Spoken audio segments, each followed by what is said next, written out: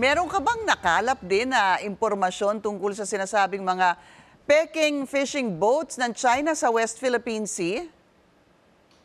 Well, hindi sa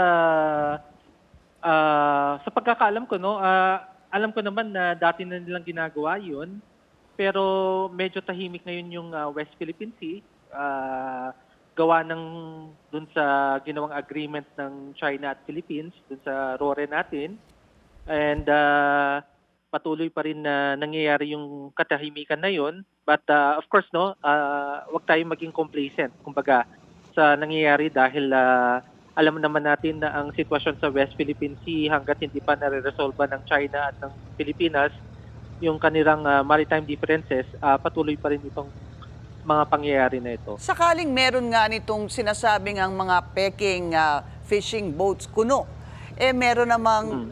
Coast Guard ang China, may Navy ang China, meron pa nga silang May Chinese maritime militia, hindi ba? What- Tama ka doon 'no. Meron namang presence sila yung tatlo na 'yon at may katapat din naman 'no, nababantayan at namo-monitor din ng Philippine Coast Guard natin together with the Philippine Navy 'no. So, I guess, kung meron mang bali-balita na mga peking, fishing boats yung, China, marami na silang nakaswarm na around, the exclusive economic zone ng Pilipinas 'no. So, nababantayan naman natin ito. Tungkol naman dito sa task force, ayungin ng Amerika, nagulat ka ba dito? Well, ang kagulat-gulat dito ay dahil ni-release nila sa sa social media 'no, sa X 'no, Twitter. But alam naman natin na tinanggihan natin yung offer ng US pagdating sa pagtulong nila doon sa RORE natin. For the reason that alam natin na yung RORE ay gusto natin ang Pilipinas ang mamuno dito, no? Tayo, that this is our story. This is how we respond to our own insecurities. Ang nakakagulat dito, kung kailan matatapos yung Biden administration sa US, sa kanila isinisiwalat itong US Task Force in Ayungin, no?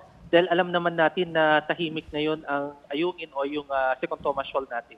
Pero ano kaya ang epekto nito sa, pag malaman ng China? Well, of course, no. Dito natin malalaman kung yung mutual trust between China and the US. Kasi gaya ng nasabi ko kanina, may agreement na ginawa ang China at ang Pilipinas para patuloy pa rin yung resupply mission natin. At alam naman siguro ng China na nanindigan tayo sa ating sariling desisyon na gawin yung resupply mission even nag-offer si US, no? At tinanggihan nga natin itong offer ni US dahil sa tingin natin ito ay para sa ikatatahimik ng ating problema sa West Philippine Sea at para mabarin yung tension doon. Nakita na natin yung iba't ibang mga masalamuot na naging insidente doon. Kaya mas maganda na wag na nating palakihin pa itong US Task Force in Ayungin dahil wala naman itong maitutulong sa seguridad natin. Sa ilalim ng bagong Trump administration, may inaasahan ba kayong mga pagbabago sa alyansa ng Pilipinas at Amerika? Well, of course, no, yung kay Trump administration, ang sa tingin ko dito mas makikita natin yung kooperasyon ng Pilipinas at ng US for the reason na alam naman natin na itong rehiyon natin ang most dynamic region in the world right now. At alam ko, mas kailangan ng US na mapalakas pa yung kanilang interest dito sa rehiyon natin, no? Hindi ito kagaya ng mangyayari sa Europe na medyo pessimistic yung mga European powers doon. Pero dito sa Pilipinas, mas mapapalakas pa yung relasyon natin with the United States. Maraming salamat, Chester Cabalza, ang founding president ng International Development and Security Cooperation.